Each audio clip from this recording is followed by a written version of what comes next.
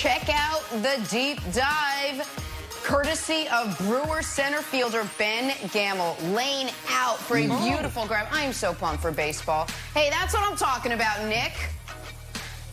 Listen, he's learned from Brewers starting center fielder and World Series champion with the Kansas City Royals, Lorenzo Cain. How about that? Great job, Ben Gamble, Wilds. I like that. You know what?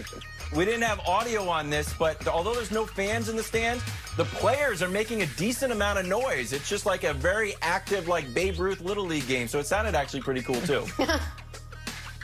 Babe Ruth Little League game. All right, moving on to Club Mav, where, check this out, just like us on Friday nights, Nick, right? The Mavs also had a socially distant hotel party. Maxi Kleba on the DJ table. Twan, you want in on this? This is fantastic. I love it. This is you're gonna see so many creative things by these players being locked in their bubble, so I like it. I love it. I love it until there's an IG Live Disney gone hotels. wrong. Me too, but JR's already making me nervous. JR was playing his music till 2 in the morning and on IG Live. JR, it's day one, man. just chill out a bit. But I like what the Mavs are doing. But did he know it was 2 in the morning? Next one has us asking if that's really a kicker. Kansas City's Harrison Butker showing off the bunnies with the 42-inch vert. Nick, this will help the Chiefs how? I mean, this is just, at this point, Wilds, we're just bullying the league. Like, we got our third-string receiver running 23 miles an hour on a treadmill yesterday. We got a kicker who can jump higher than any Patriot wide receiver can. Like, this is just bullying. Hey, Kansas City, fall back on the social media for a bit. I do like your take that you're not going to kick at all. It's just all 2-point conversions and no punts. No punts, no punts. We might kick a few times, Antoine, but no punts, no punts. Oh, okay. Here we go. Got high. All right, let's talk some Celtics. All right, Antoine, you were with us a couple of days ago. We asked about Boston's chances of winning a title. How could you forget? Nick said 0%. You said 20%. So Marcus Smart, a little more in line with you, Twan. Earlier in the week, he said Jayson Tatum could become one of the best players ever. Twan, is it crazy to think Tatum's already capable of being the best player on a championship team? He could become the best player on their team, but if you look at the Celtics and how they played this year, right before, obviously everything happened, he was playing great basketball. He was on a scoring tear. But they got some other guys on their team. They got 3 guys that average 20 points a game, and Marcus Smart, comes off the bench at 13. So they share the ball really, really well on the Celtics. But his offensive package could be really, really good. He's polishing it up right now. A sneaky, good 3-point shooter that we don't really look at him as shooting threes, but he's a very good 3-point shooter. He's got all the offensive skills. So he can be one of the best players ever. I don't know if we got at least some more sample size of that before I give him that. But I do believe he can be a great player. I do believe he can be a 10-time All-Star. He has all the potential of being great. But the Celtics have some good pieces around them, and Jaylen Brown is just as young as he is. And then obviously Kemba Walker's in the prime of his career. So they're going to continue to share the basketball, but he's a great scorer. Here's the thing, Antoine, and you're my guy, and Enes Kanter's the Celtics center. He and I are newfound friends. It's always a bad sign. And I have immense respect for Jaylen Brown, immense respect, and I like Tatum a lot. If the Celtics are to make the finals, Jayson Tatum is going to have to be on the trajectory of not a great player, but one of the greatest players in the history of the league. Why do I say that? The key number here is 22. Not the 20% chance Antoine gave him, but 22. That's how many years Jayson Tatum has been on this earth. Here is the full list in the last 40 years of guys, I'll give him an extra year, 23 and under to be the best player on a finalist, not even championship team, finalist. Kevin Durant did it at 23 in 2012. LeBron James did it at 22, a little ahead of everybody else, of course, in 2007. Tim Duncan did it at 23 in 99. Shaq did it at 23 in 95. Akeem did it at 23 in 86. That's it.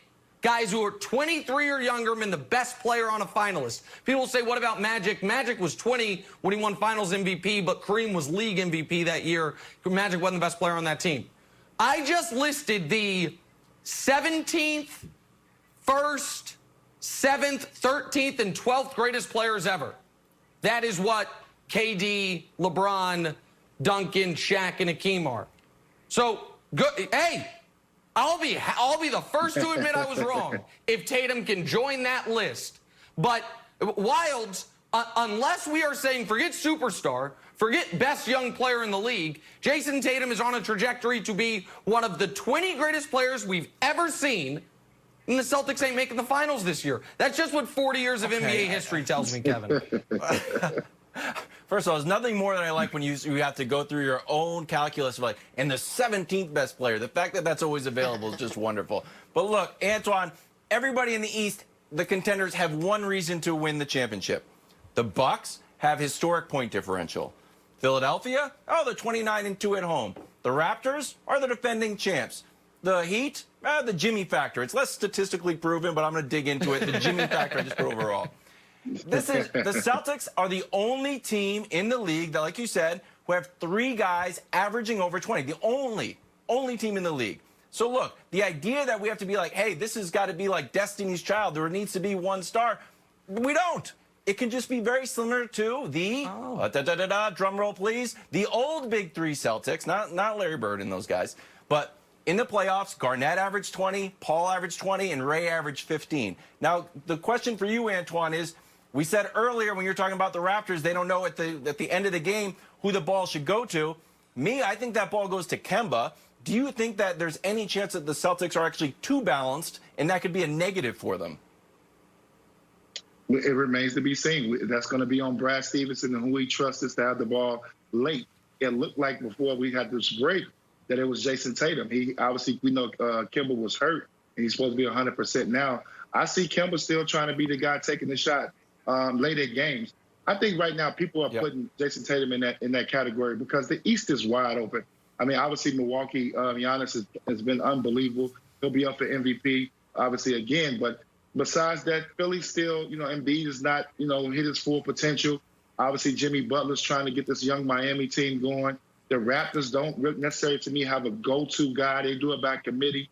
I think when you look at the Celtics, they do it by committee, but people saw that last couple weeks of Jayson Tatum on that scoring tear, and people now starting to think that he can be one of those elite guys, but he's not there yet. They have a great balanced attack offense in Boston. Nick, I want to just ask you a quick question, real quick. I was just going to say, and probably to your point as well, like, you know who does believe in Jayson Tatum? Obviously, is Danny Ainge and the Boston Celtics. They could have had Anthony Davis, but Danny Ainge said, I'm not getting rid of Jaylen Brown. I'm not getting rid of Jayson Tatum. Those are my core guys. I mean, the Celtics seem all in on maybe Tatum or Brown, but probably Tatum being their guy for the foreseeable future. Yeah, and that's one of Danny Ainge's many missteps. If you could have had it, you could have had Kawhi. If you'd have gotten rid of Jaylen Brown, and maybe you're the defending champs. And if you could have had Anthony Davis, and you don't want to get rid of listen, Jayson Tatum. People think I hate Jayson Tatum. Jayson Tatum is a really good player, but the narrative on him has so far outpaced the reality. Antoine's right. He had an amazing February. 31 points per game, 48% from threes on tough threes. Look at those threes. Those are tough threes. But February is not the season. Here's Jayson Tatum on the season. He's averaging 23.5 points per game. For some context, it's not quite as many points per game as notorious huge scorer Pascal Siakam is averaging, but it is more than DeMar DeRozan. He's shooting 44.8% from the field. Listen, it's just behind notoriously efficient player Zach LaVine, but it is ahead of Danilo Gallinari. He's shooting 39.8% from three. Now, that's not quite as good as Luke Kennard, but it is better than Jaren Jackson Jr. His player efficiency rating is 20.4. Now, it's not quite as good as Domantas Sabonis, but it is ahead of De'Aaron Fox. Like, that's what he's been this year. Folks will say, oh, my God, Nick, you're forgetting the playoff runs. What? The fact that he dunked over LeBron once in a series where he averaged 18, 4, and 2? I think other people are forgetting, Antoine, the playoff series against Milwaukee, when he gave you a resounding 12 points per game on 36% from the field. That's the last time we saw him in the playoffs. So if he's about to take a supersonic leap, Antoine, I'm excited to see it. But we don't have any evidence of it aside from 12 games in February. And so that's what I will need to see in order to believe the Celtics can make the finals, much less win a championship. I think, Nick, you're obviously right, because the February got everybody excited. It got me excited. We saw an offensive package that we didn't think he had. He was really, really good. So I think everybody's holding their head on that he can be the next guy, the next great Celtic. And he has the potential to be that. So I think as the season goes along, that we continue to see him in the playoffs. And if he's able to show up big come Eastern Conference Finals against the Milwaukee Bucks, which I believe those two teams would meet up, we'll see if he can get over that hump. And then obviously you can have LeBron James waiting on you in the finals. So it remains to be seen, but he's headed in the right direction.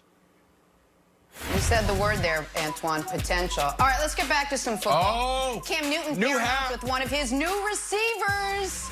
New hat, N'Keal Harry. Both these guys with something to prove this year. Cam and the Patriots next. First things first.